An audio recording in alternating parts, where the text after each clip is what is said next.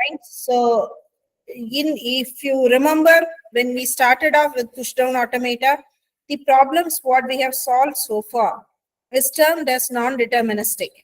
Fine, we didn't have any conditions apart from deciding what these transitions are. And if you remember the previous classes, I would have told you that every non-deterministic finite automata can be converted to a deterministic finite automata. And therefore, we had 2 or 3 methods of converting NFA to DFA. One was which we have learned in this semester. The other one we'll take it up in the next semester in another subject. So you have, whenever you can draw an NFA, you can convert it to a deterministic finite automata. But that is not true in push-down automata. All push-down automata, non-deterministic push-down automata, cannot be converted to a deterministic push-down automata.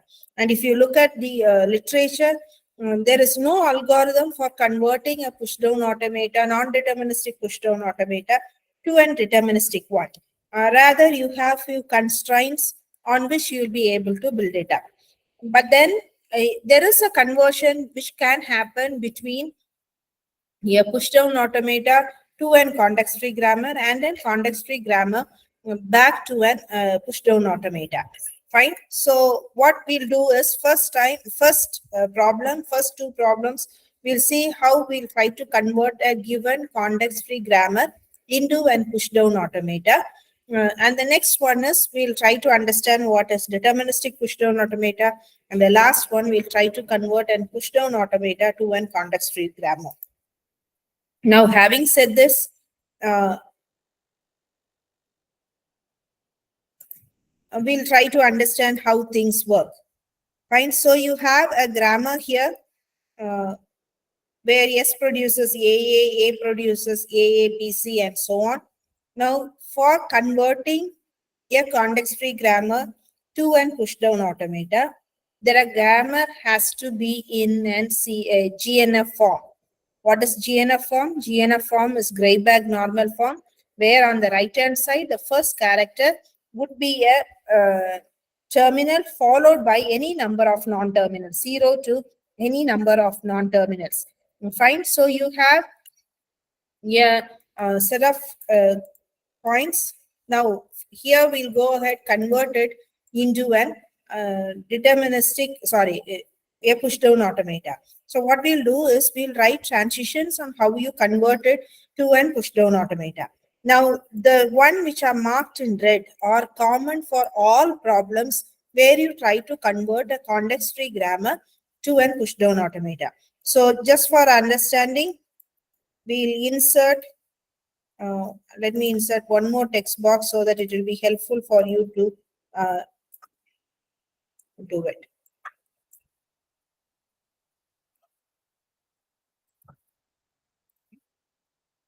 Fine.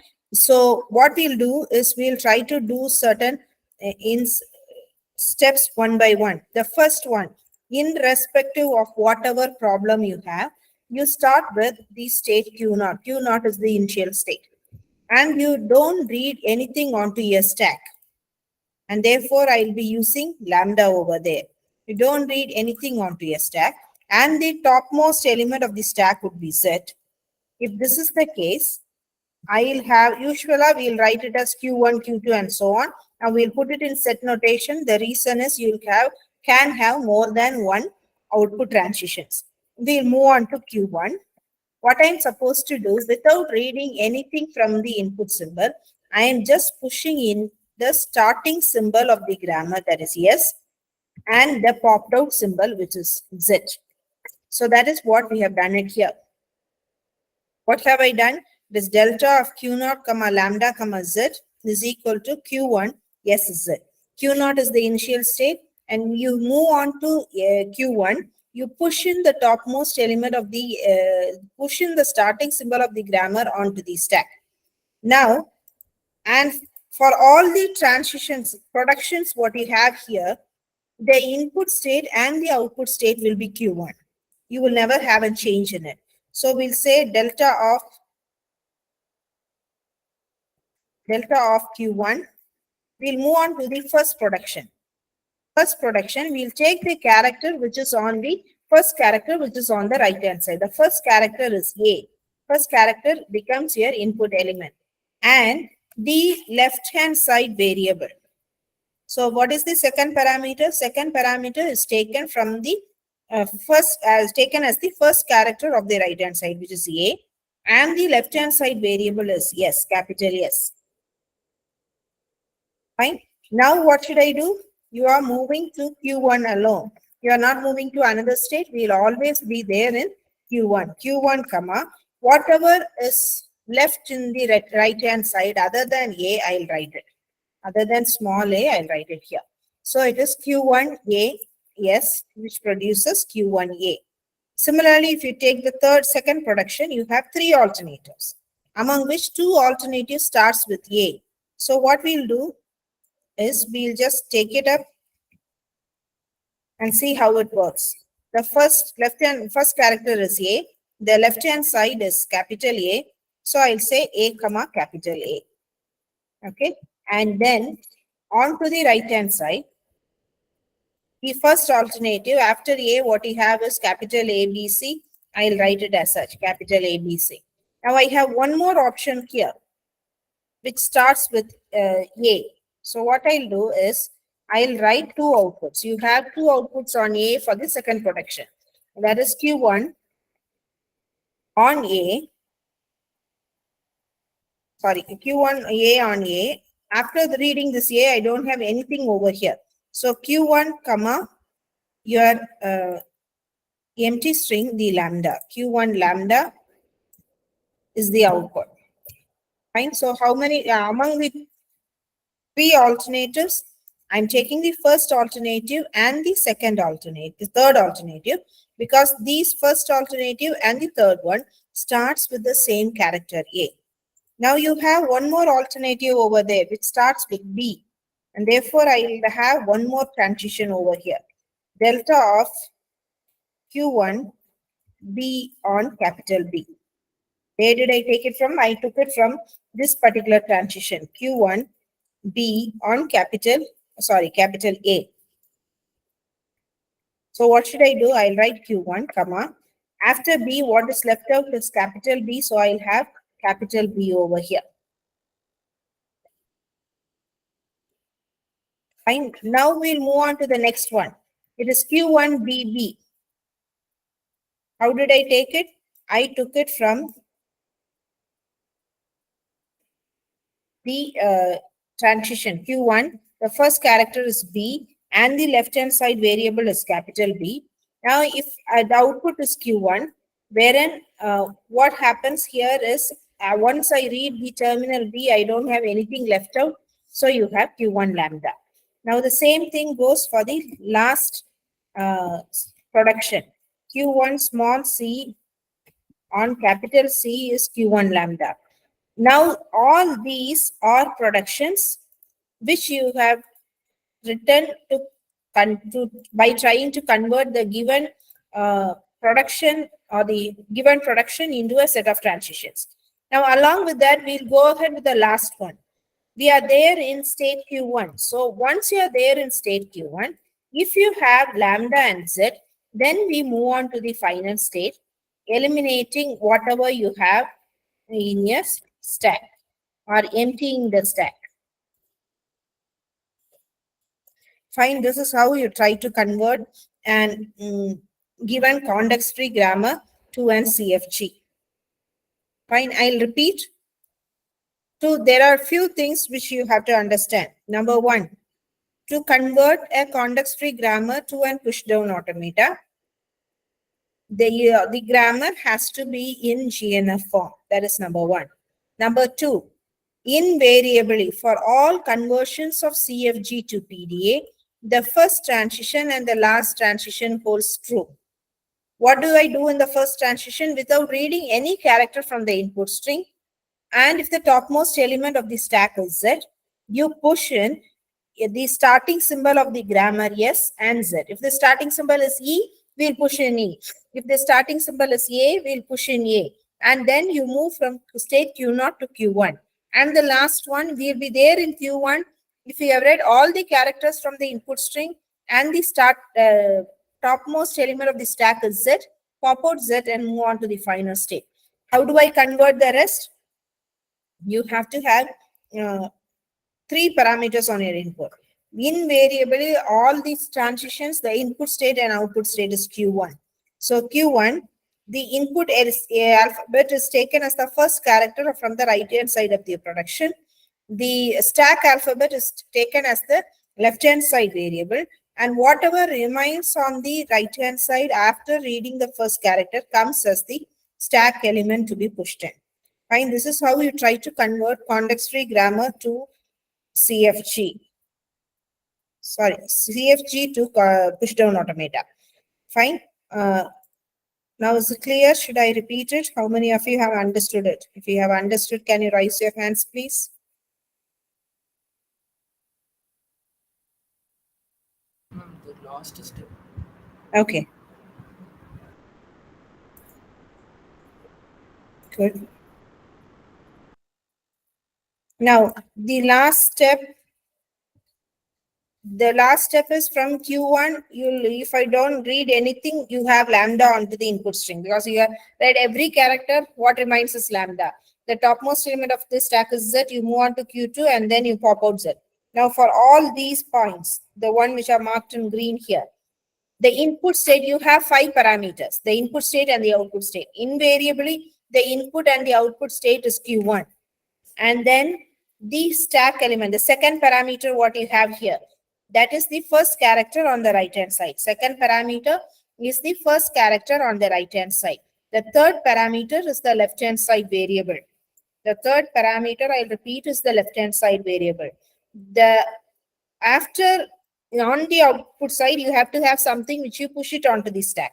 For that, you'll take the characters or the variables which come after the first character on the right-hand side. What if I don't have, I have only the first character? In that case, you will have a lambda onto the right-hand side. That is how you write it. Is it clear? Yes. Okay. So with that, we'll move on to a problem. Now, this is where you just try to understand how things work on. Now, the question is, I'm supposed to check whether AABC is a part of your grammar. Now, how should I take it? This is what you call it as instantaneous description. Instantaneous description is a term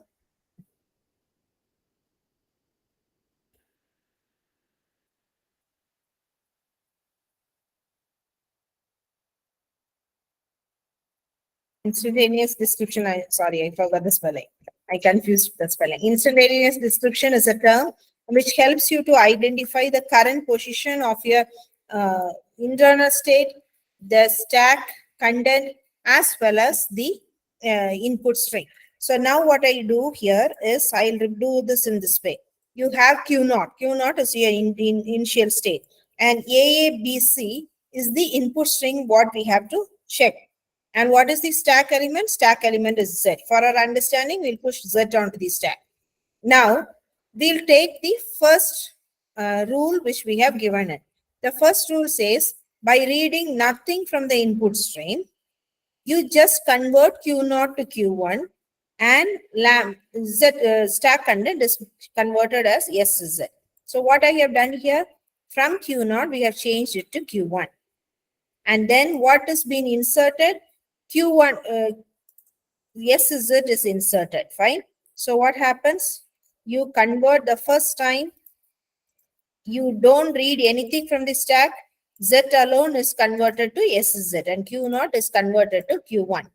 Now what I am supposed to do, I have to find a triplet which satisfies any one of these transitions. How do I identify a triplet? Take the input state, read the first leftmost character from your input string. While you write it horizontally, read the leftmost character of your stack content. The other way around, because we have moved in, I have pushed in an S here. So you read Q1, read the first character from your input state and the content. Now what happens? You have something called as this part. So when I read this, what has been popped out? S has been popped out. In the place of S, what I have A. So we'll go on with the next one. Q1 moves to Q1. So Q1, we have retained it, the next step. Okay, I'll delete it and then we'll go ahead. Q1, we have retained. Now I have already read the first A, leaving out the other two A and B, C as such. Now what happens in the place of S, S was popped out and A was pushed inside. And therefore you have AZ. Now again, I have to find a triplet. So how will I find a triplet? Q1 is my internal state. The next leftmost character A is the input character. And the topmost element of stack, capital A, is the triplet. So we'll find Q1AA. Now you have two types here. I'll go in for the first one. I'll choose this Q1A, comma ABC. So what happens instead of this popping out A, which has been popped out, I'll write A, B, and A, B, and C over here. Now what has happened instead of the first A, I'll replace it. So we'll go ahead with the next instantaneous description. So what do I do here? It is Q1. The second A is also red. What remains is ABC. Instead of the A, which is marked as red, I'm supposed to place in ABC, the right-hand side, based on this particular transition. And then the next one which remains is Z. Okay. Now what should I do? I'll take Q1. I'll read the A. I'll read the capital A. So this A is popped out. Which transition will I take in? Let me take the second transition because that is how I get the answer. So now what I'll do is, I'll repeat. You have Q1. Q1 moves to Q1 till we move on to the last state. A has been popped out. So what remains is BC. Here in the place of A, when you read it, you just have a lambda, which means you are not pushing anything inside. So the what remains onto the stack is B, C, and Z. Now again, we'll check out with the triplet. It is Q1, small b, and capital B. Q1, small b, and capital B. Now what has happened? Q1BB. Again, you are popping it out. Once I read it, this has been popped out. So what is left is Q1, comma C, comma capital C, and then Z. Now I'll again check for a triplet. Triplet is Q1,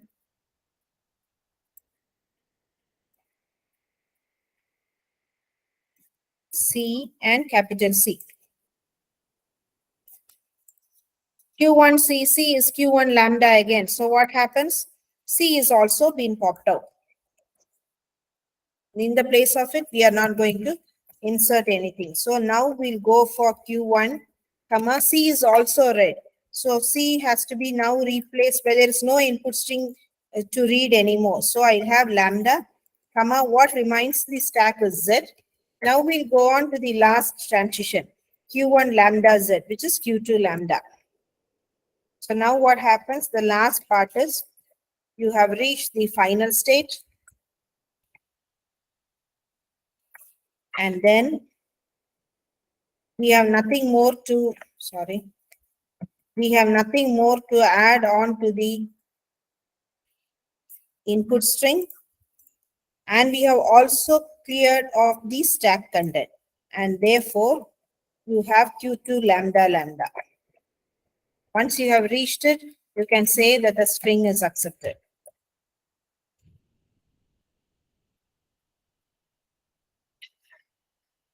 Is this part clear?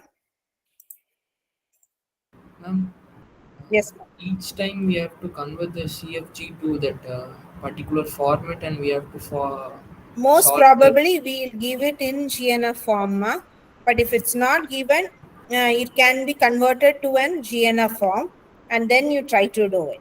Okay. But then there is one more way, another algorithm which converts the CFG to PDA, but we'll follow the easiest one. Is it clear? Yes.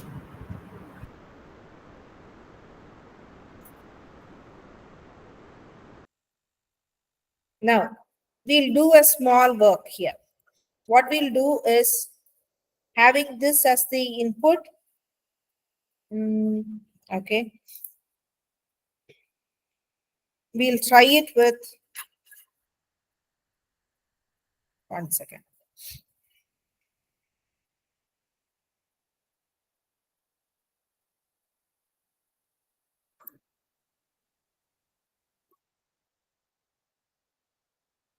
We'll use the same grammar and the same description. Description, I'll share it onto the screen. You have a string ABB.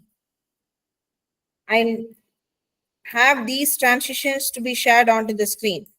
We'll have something called as ABB is the string. Okay.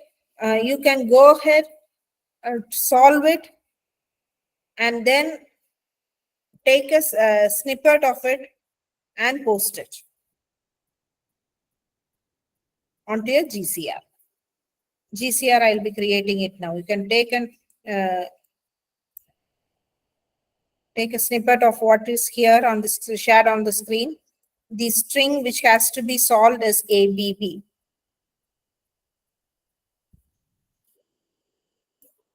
You can give me 1 minute. I'll just create an assignment in the GCR.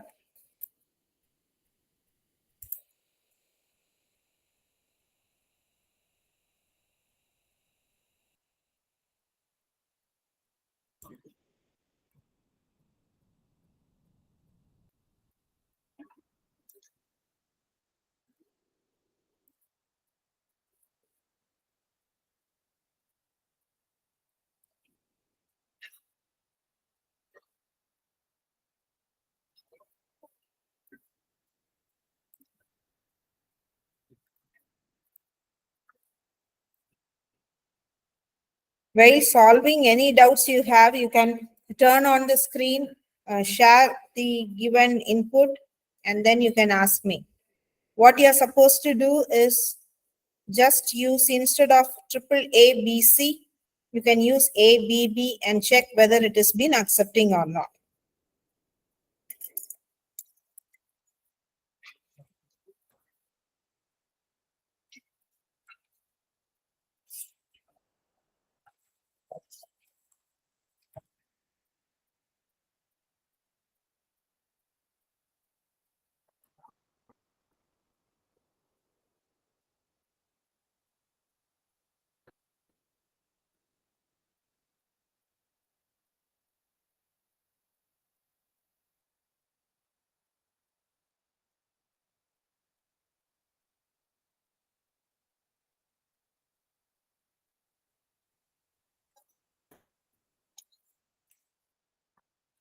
If you have any clarifications, you can let me know.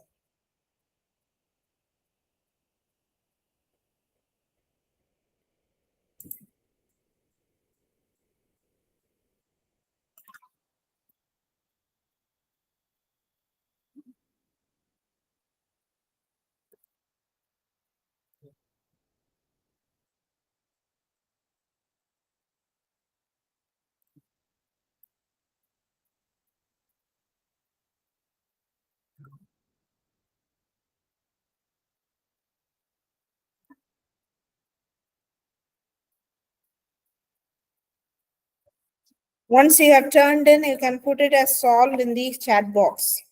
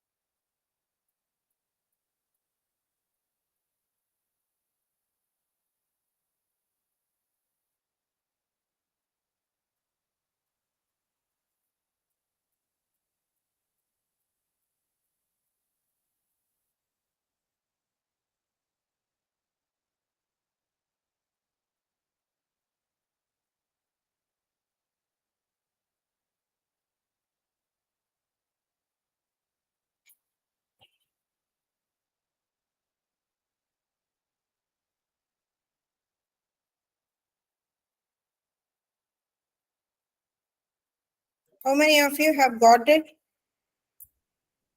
Is there anyone?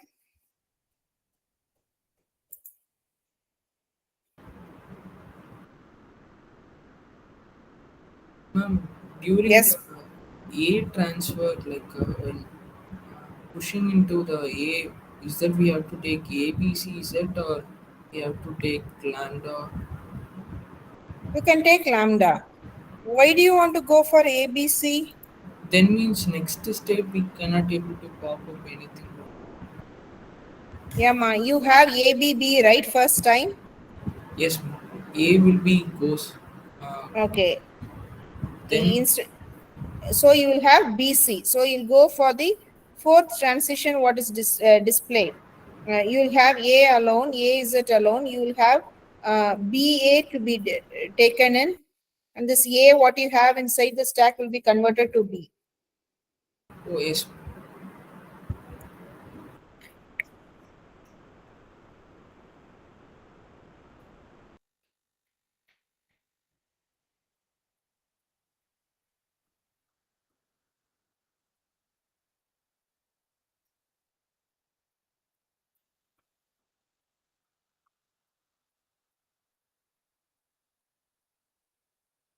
Fine. Should I teach you again? If you want me to teach it again, kindly raise your hand so we'll move forward. Okay.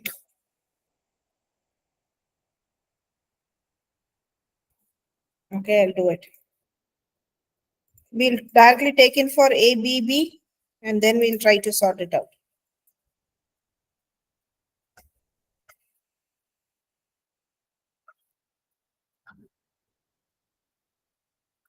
Now we'll try to understand how a string works for ABB, right? So what happens here is we'll take ABB as the first step. Now, without reading any character from your input string, Q0 becomes Q1. Okay, so anything from the input string remains as such. What should I push in? I should push in S based on the first transition. So S and Z is being pushed in. Z is being popped out. S and Z is being pushed in. Okay, now what am I supposed to do? I am supposed to go ahead with the next transition. So how will I identify the next transition? We'll take it as Q1, the first character, leftmost character of your input string, and the topmost element of the stack. Here is it is your leftmost character of your stack content. So it is Q1 AS. Q1 AS says you have to replace S by A, or you have to pop out S and then replace it by A. So what I'll do, the output state is again Q1. We have already read A. So the other two is two B's together. Instead of S, you replace it by capital A and Z remains. Okay, now again you have to go ahead with the transition. So how will I identify the transition? Q1 is your input character, leftmost character B is your input alphabet, and the topmost element of the stack A is the uh, stack element. So Q1BA, where do I have it? I have it here. Q1BA is replaced by B. So we'll take it as B over here. How does this get changed? It is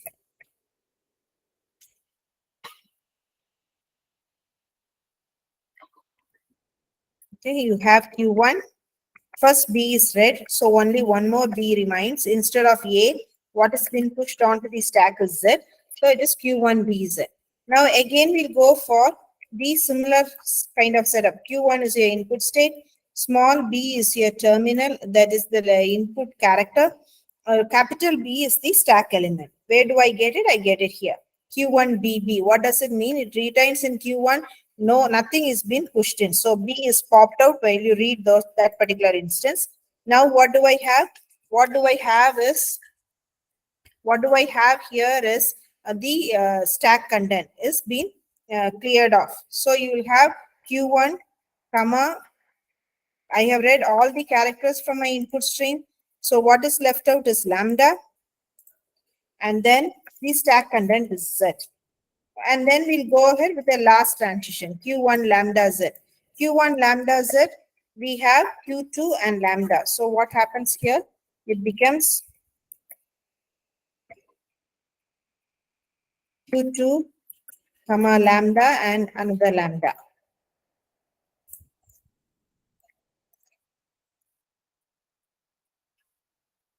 Fine, and therefore the string gets accepted.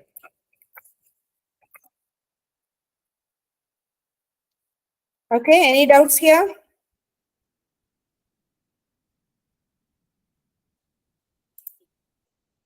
No. Guys, have you understood? Yes. So similarly, we'll just wind off the next one. Again, I have the same set of transitions. You have the three different productions where S has two alternatives, B has two, or A has two alternatives. And if you just look at it, the last production B has a unit production. So what have I done? I have substituted A's production in the place of capital A. So the first step is to convert the production into an GNF form. So the first production is in GNF form. We have retained it as such. The second production is in GNF form. We have retained it as such. The third production, first alternative is in GNF form, which again we have retained it. But what about the second alternative? It is a unit production. So in the place of capital A, we have replaced it with the right-hand side of A. And therefore, you have A, B, B, and the next one is B. So with again, the same set of combinations follow. The first one is common for all CFG to PDA conversion. It is Q0 lambda Z, which makes Q1 S Z. And the last one is also same. Q1 lambda Z is equal to Q2 lambda. In between, what do I have? You have the transition setup. So it is Q1. We just look at the first production. Yes, two alternatives have the same starting character, and therefore I have converted it as delta of Q1 A, the first character A, and the stack element Z, that is the left hand side variable. We'll take Q1 as the output state. The remaining of your first alternative is ABB. The remaining of the second alternative is AA. So Q1 ABB and Q1 AA. And then A's production has two alternatives with two different starting characters. One is A and the other one is B. So we'll take the first one. Q1 AA is converted to Q1 BB, leaving out the first character. What about the next one? Q1 B and A. That is your this production. Q1 B and A. After B, I don't have anything. Therefore, I have a lambda over here. And then here comes again three alternatives, two which starts with B. So when it starts with B, leave out the first character, write the remaining, that is 2 capital B. And here after B, you don't have anything, you have a lambda over here. And then it is Q1 AB, where you say Q1 BB, and the last one is common. So this is how you try to convert your context-free grammar to an push-down automata. So if you remember, we'll just try recollecting it. If an CYK algorithm has to work, if a membership algorithm has to work, the grammar has to be in Chomsky's normal form. And for the conversion of CFG to push-down automata, the grammar has to be in Greibach normal form. Fine, we'll stop here for the first condition, and then we'll move on. Before moving into the conversion of PDA to transition to context-free grammar, we'll just check what deterministic push-down automata is all about. As I told you, there's no way of converting a non-deterministic push-down automata to an push-down automata. But you can check if the constraints are satisfied. If the given two constraints are satisfied, the push-down automata you draw fall into the deterministic push-down automata category. Now we'll just check what are these constraints all about. The constraints are, these two are the constraints, okay? The constraints are delta of Q, comma A, comma B. That is, every input triplet will have a maximum of one output state. It can have 0 output or it can have 1 output. I'll repeat it again. What is this first condition is all about? The first condition is all about any given input triplet in a finite automata is an input pair. We call it as a state symbol pair. Now here it is an input triplet which has yes, input state, and in character from the input alphabet, and the topmost element of the stack. So it is an input triplet. Every input triplet will have a maximum of one output, and that is where we have generalized it. The input alphabet, we a triplet, we have represented it as delta of Q naught A comma B, contains a maximum of one output. It is 0 or one output. And the next condition, if you move to another state, or if you have a transition which moves on the input string, empty string, then any conditions of delta of QCB must be empty. If you just look at here, I'll put it in this way.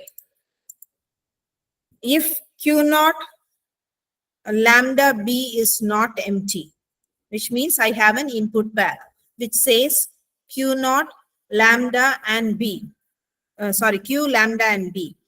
And I should not have any other transition saying QCB from the same state. So what does that mean?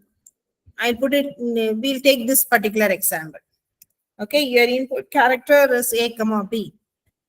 Now, if I have Q naught lambda A, that is what is said here.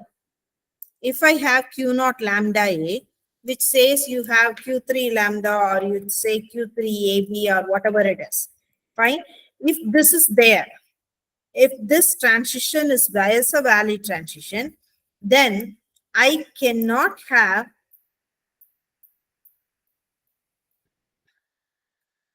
a transition on a change of input symbol. I cannot have a change of input symbol. You cannot have a transition called as delta A comma A or B comma B or so on.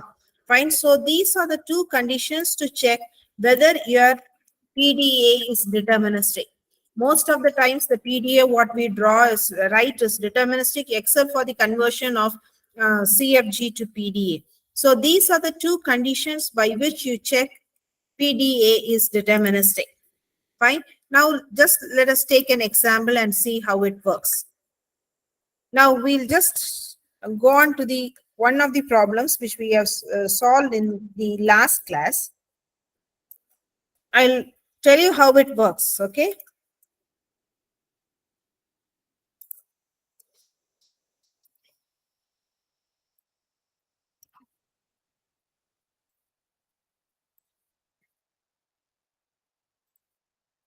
Fine, if you see here, I don't know whether it's visible. If you see here, you have something called as lambda comma z. So what happens? You have Q naught lambda and z, which moves on to Q1. Now, if that is there, I should not have any transition saying Q naught A Z, B Z, and C Z, which is already there in the which are defined. And therefore, this is not a deterministic pushdown automata. It is a deterministic pushdown automata. So we'll just take an example and see how it works. Okay. Okay. Once. Okay, now you have a language A power n, B power n. N is greater than or equal to 1 and union A. Fine. So now how do I translate it? We'll just go ahead with an condition and see how it works.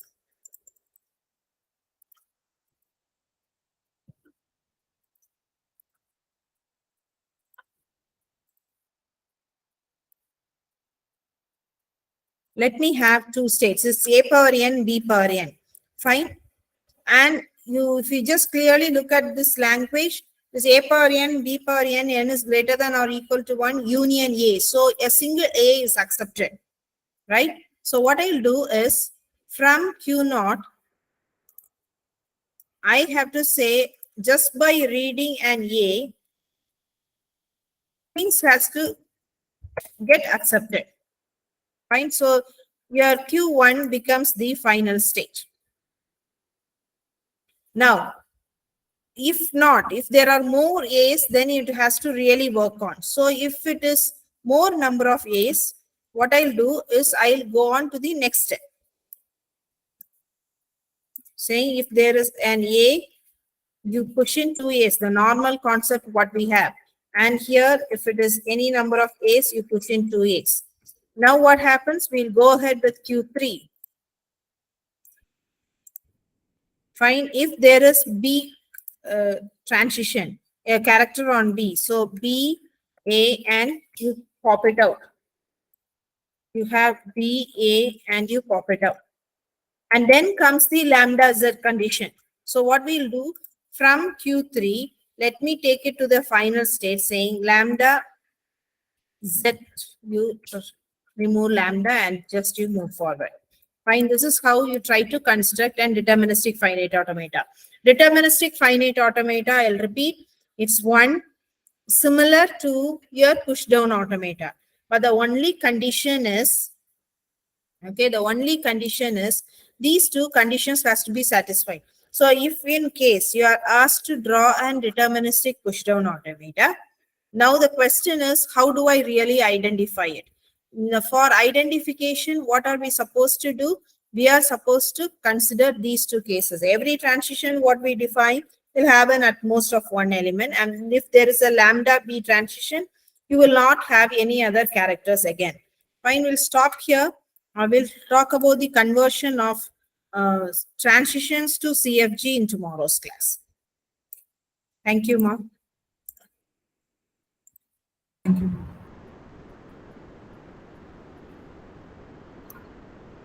Yes, Ma. Please tell me.